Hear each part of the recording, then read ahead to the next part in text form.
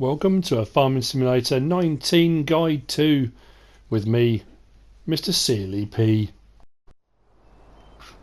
Welcome to the very first of my Farming Simulator 19 Guide 2 / mod review / look at with me, MrSealyp.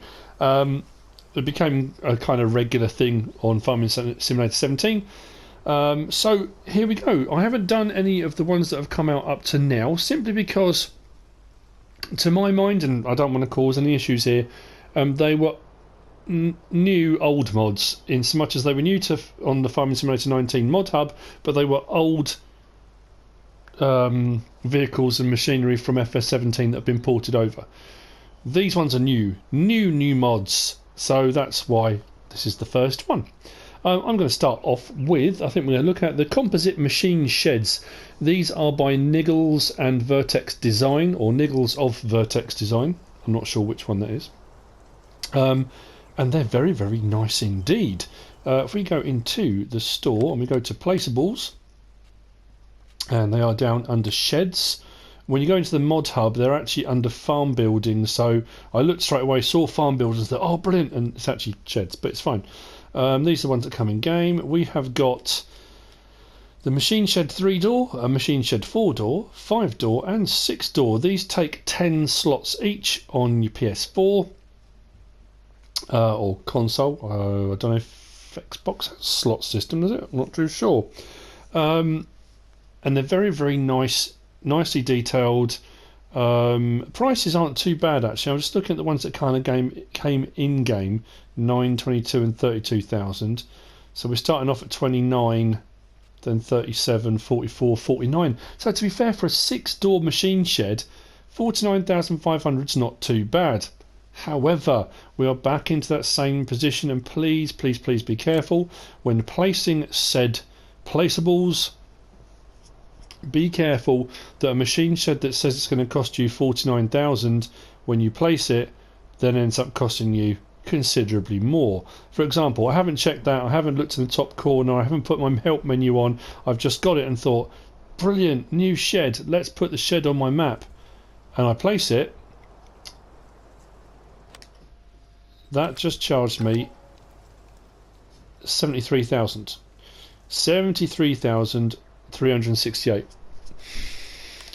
So that is something we do need to be very, very wary of. Now, I'm also fully aware that there is a patch coming. I think the PC one went live, the console one is on its way, and they have been looking at terraforming costs and various different things. So whether the prices will drop dramatically or just enough to make it acceptable, I really don't know at the moment, but just be wary of that if you are going to place these soon. So let's have a quick look then, shall we? They're very, very nice, tidy mods, lots of great detail on them. I do like the wood panelling effect and the guttering and drain pipes. Sound effects are very, very good too.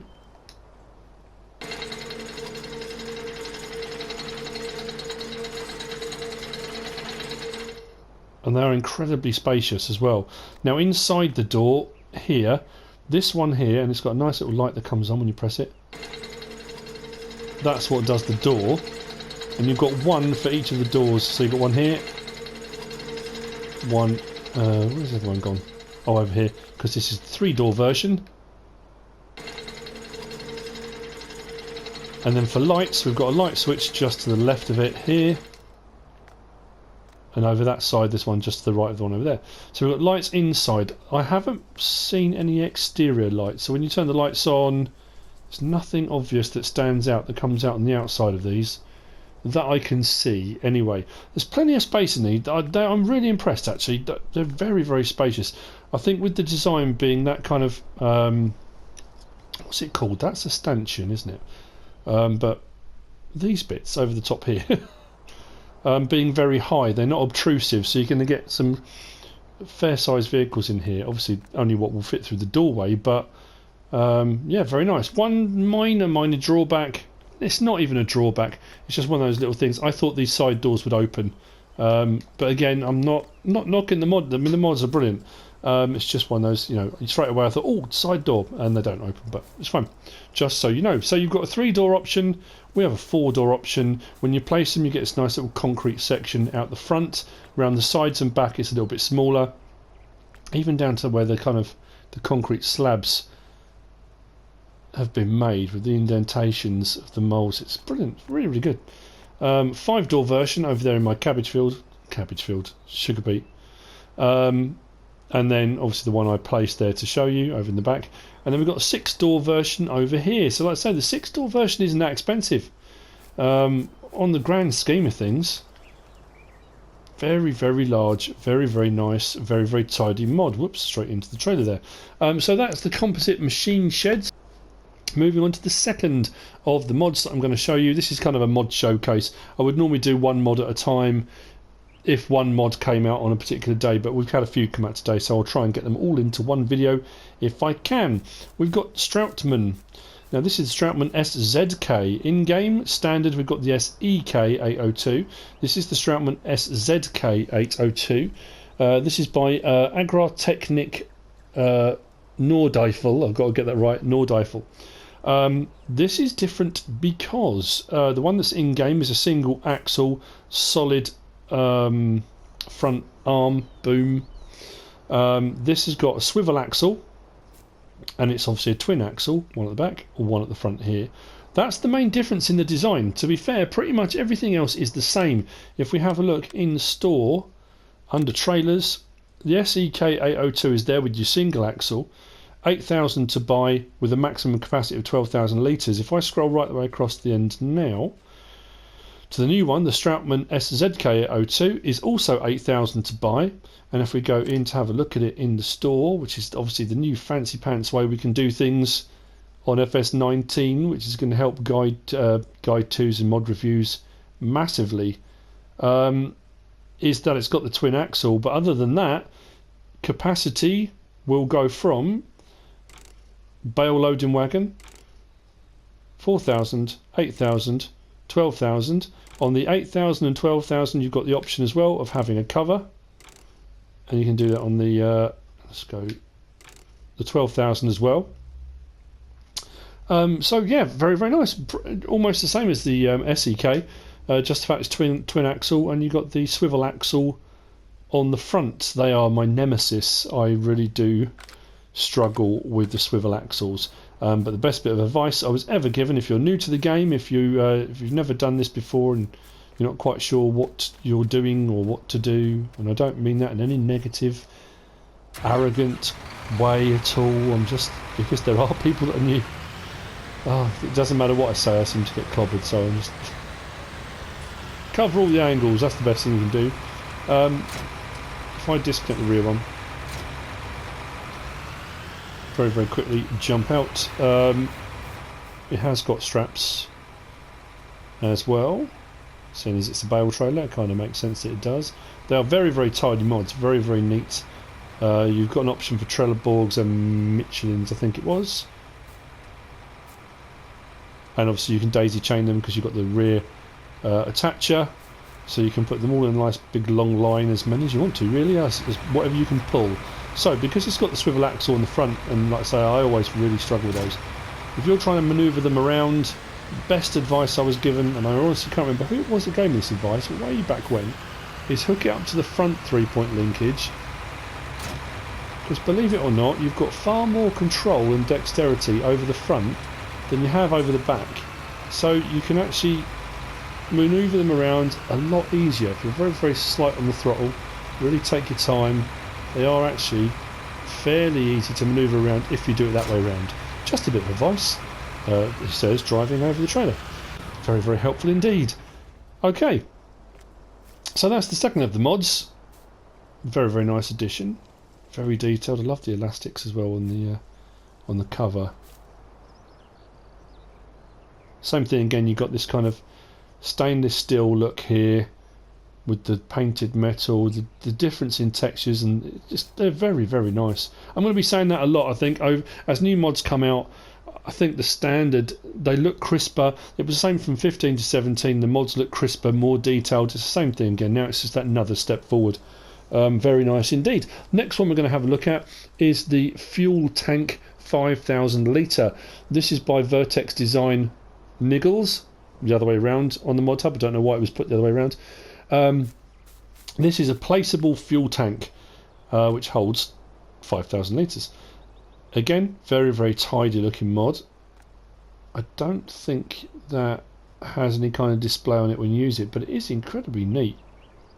Like I say, I've always done that.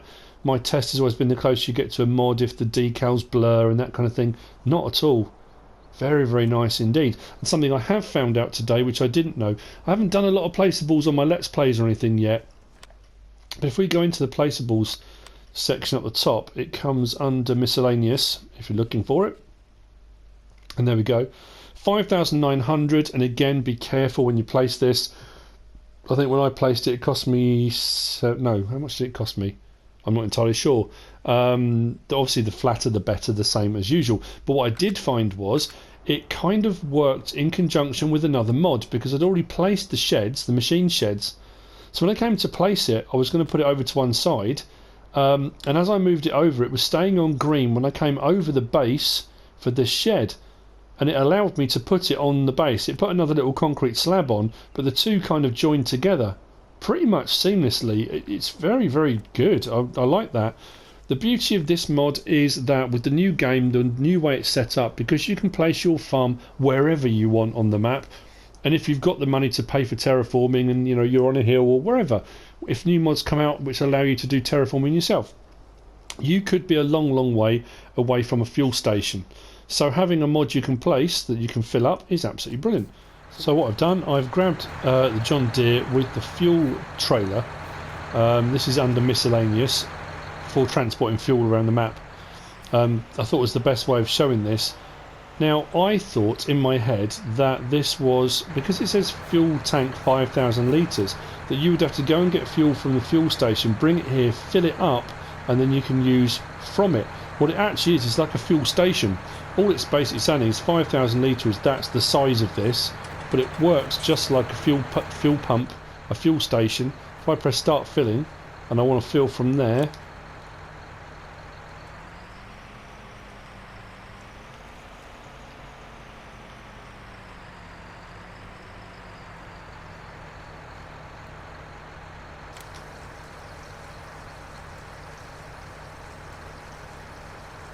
now says stop filling is my option, so I'm now filling up from this tank to this tank. I just thought I'd have a look just in case the display does do anything. Nope. So yeah, you don't fill this up. This is here. It's just like a petrol pump.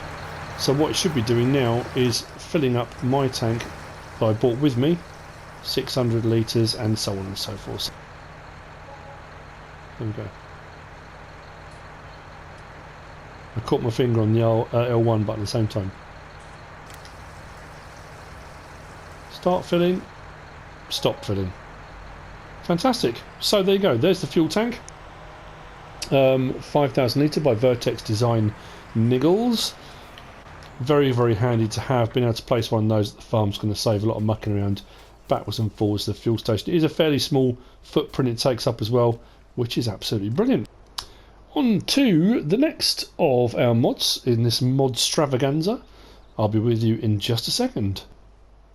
And here she is. What a beaut. The Krone. Oh, look at it. Big X 580. In game, as standard, we got on FS19. If we go across to vehicles and we go down to forage harvesters, we got the Krone Big X 1180. We had on FS17 the Krone Big X 1100, then the Big X 580 came along as a mod, as I recall.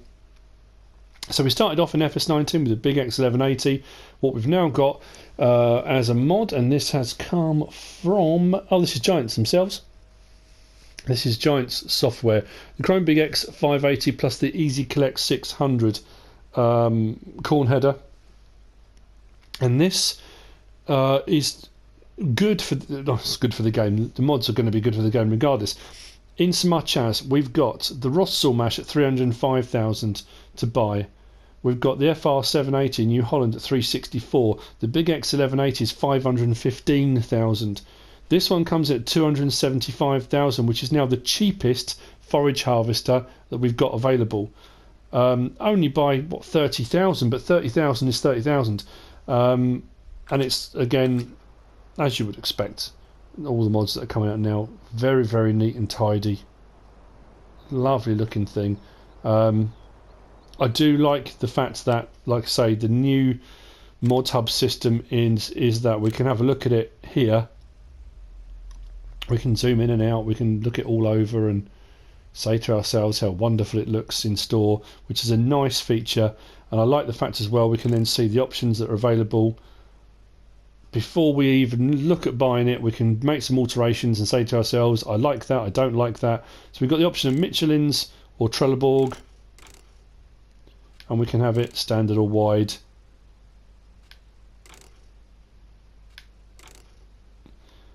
Those are the two options available. But like I say, having a look at it is one thing. Being able to hear it running and that kind of thing, that's a whole different ballgame. One thing missing off this one that's on the Big X11, the other one, 1180, I don't know why that didn't stick in my head. The 1180's got the extension, the pipe extension, which the 580 doesn't have. That's the only difference realistically between the two. Engine horsepower obviously is a big difference, but that's still got 585 horsepower. I mean, it's not really... It's still going to do what you need it to do. You're not going to have any problems with it at all. So, it's got the EasyCollect 600 header for the front, which is a 6 metre header. We'll just jump in it. Actually, we'll have a look inside, turn the engine off again. So our screen monitor comes on with the start. It's very quiet from in-cab. There are no other lights. If I put the lights on, there are no other lights that come on the dashboard. I say dashboard, side panel. But from outside, the lights are very nice. The rear working light's great. And we get our main set of lights, but what I do like is the lights on the rear pipe are really bright, and when you do pipe out like so, that really brightens up your work area. It's incredibly good. Now obviously on the Krone Big M does it. I haven't tried the 1180 actually, where the cab raises up. Obviously this one doesn't, it's a forage harvester. But to hook up to the EasyCollect 600, open it out, very smooth animations, very neat, very, very tidy. 6 metre header. Now that's all well and good, that's what comes with it, but the question we want to know, will it hook up to the bigger header? The header that comes with the 1180, can we hook up our Krone Big X 580 to the 1180 header, which is a 9 metre header? I should have moved that further away, shouldn't I? And the answer is, yes you can. So we can have a cheaper alternative on our forage harvester with a wider header. Now I know people will be trying them on the other harvesters anyway, but this is the way it's supposed to go, isn't it? Everything functions, everything does what it should, with an extra 3 metres.